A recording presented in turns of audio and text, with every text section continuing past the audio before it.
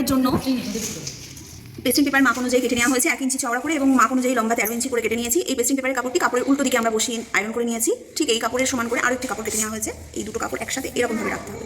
এইভাবে রেখে একদম এই গোল সেপ থেকে শুরু করে ওদিকের গোল সেপ পর্যন্ত আমরা সেলাই করব। সোজা লাইনটাকে সেলাই করব না।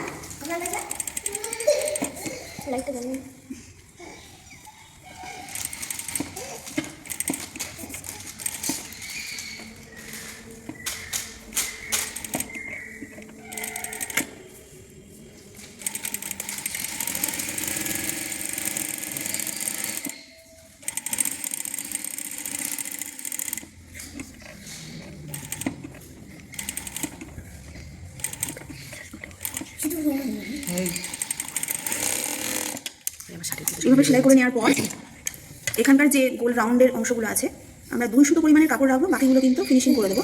আর এখানে ছোট ছোট করে একটু কাটিং করে নেবো। পুরোটা কাটার দরকার নেই, যেখানটা শুধু গোল আছে শুধু সেই গোল অংশটুকুই কাটিং করবো।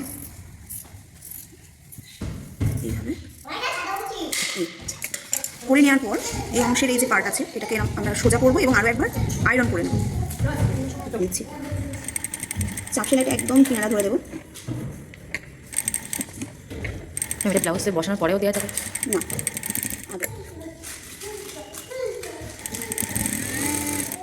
যে কিনারাটা আছে 1 ইঞ্চি ঠিক সেই জায়গা থেকে আমি সেলাইটা দিচ্ছি। এটা সম্পূর্ণ হাত দিয়ে তুমি অনুভব করতে পারবে, যেখানটা তোমার পেস্টিংয়ের ধার একদম যে ধারটা আছে সেই ধার ধরেই আমি কিন্তু এখানে দিচ্ছি। হাত দিয়ে দিয়ে অনুভব করছি আর বুঝছি যে কোথাটা থেকে আছে। ঠিক সেই সমানে আমি কিন্তু সেলাইটা করে নিই। ঠিক আছে, এই সেলাইটা হয়ে গেল। এবার হ্যাঁ একদম পুরো সমান করে, ঠিক আছে, এই সেলাই হয়ে গেল। এবার এটাকে এরকমভাবে সমান করব। করে নেওয়ার পর এখানে আমার যে কাপড়টা বেশি আছে সেই কাপড়টা আমি 2 সুতো কাপড় রাখবো। ঠিক আছে, ওই যে মোট এটা 1 ইঞ্চি, এটা মোট এখানে রাখছি 1 ইঞ্চি 2 সুতো চওড়া। একদম কিনারা থেকে এই চওড়ার মাপ হচ্ছে 1 ইঞ্চি 2 সুতো। প্রথম যে কলারটা থাকবে সেটা 1 ইঞ্চি আর তারপরে থাকবে 2 সুতো। সেই 2 সুতোটা আমরা কাপড়ের সাথে সেলাই করব। আর এই সেলাই এই যখন কাটিংটা করছি তখন একদম এই যে সমান যাচ্ছে, তো দেখো এটা সমান হয়েছে, কিন্তু এই জায়গাটা একটু হালকা করে আমি ওপরের দিকে 2 সুতোটাকে কমিয়ে 1 সুতো দিকে চলে যাবো, একটু কমিয়ে দেবো। বোঝা গেল কি? এটা আমার 1 ইঞ্চি 2 সুতো আর এটা আনতে হবে প্রায় 1 ইঞ্চিতে, প্রায় 1 ইঞ্চিতে আনতে হবে। মানে এটা কমে যাবে, মানে হালকা করে কাটতে কাটতে এটা কমিয়ে দিতে হবে। দিয়ে এটুকুনি করে নেওয়ার পর এখানকার এই যে মাপটা হলো সেটাকে আমরা নজমাপ করবো। করে নেওয়ার পর জামার গলাতে আসবো। জামার গলার যেখানটা আমার মিডিল পয়েন্ট হবে সেখানটাতে ধরবো। ঠিক এখানটাতে হলো, যেখানটা হচ্ছে আমরা নজমাপ করে নিলাম।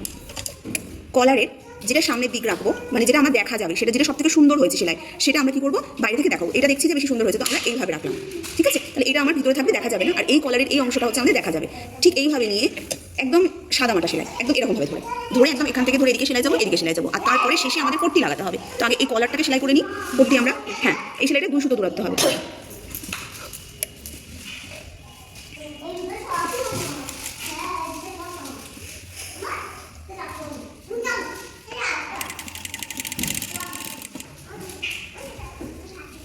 এবার যখন এই পুটের এখানকার এই যে সেলাইটা যাবে তখন খেয়াল রাখবে এরকমভাবে দিলে থাকবে না, ও এখানকার সেলাইটা কোন দিকে আছে, তো দেখছি যে পিছন দিকে আছে। তো ঠিক এই সময় কিন্তু ওই সেলাইটা খেয়াল করে সেলাই করতে হবে।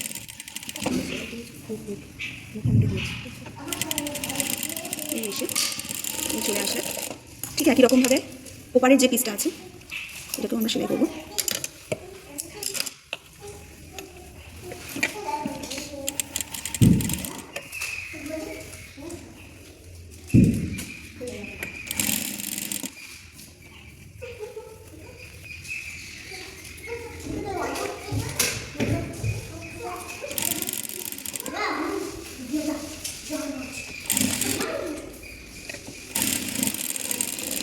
এইভাবে সেলাই করে কমপ্লিট করে নেওয়ার পর কলারটা যখন হয়ে গেল তারপর আমরা ট্যাকচা পট্টি কাটবো।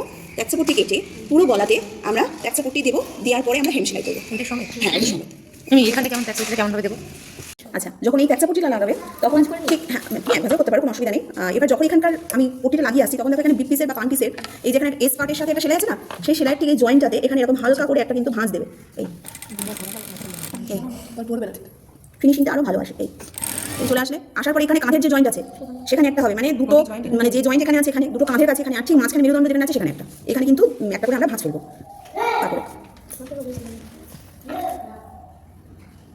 কাঁধের কাছে জয়েন্ট ভাঁজ দিলাম। এবার ঠিক মাঝখানটা মেরুদণ্ডের যে মাঝখানটা ঘাড়ির কাজটা ওখানটা এসে আবার ভাঁজ দেবো।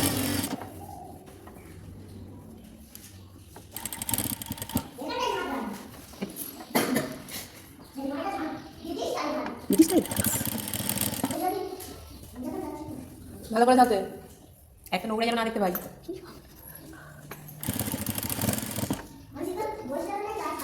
ওর মা ওখানে বসে কাটবে, ওখানে বসে কাটবে।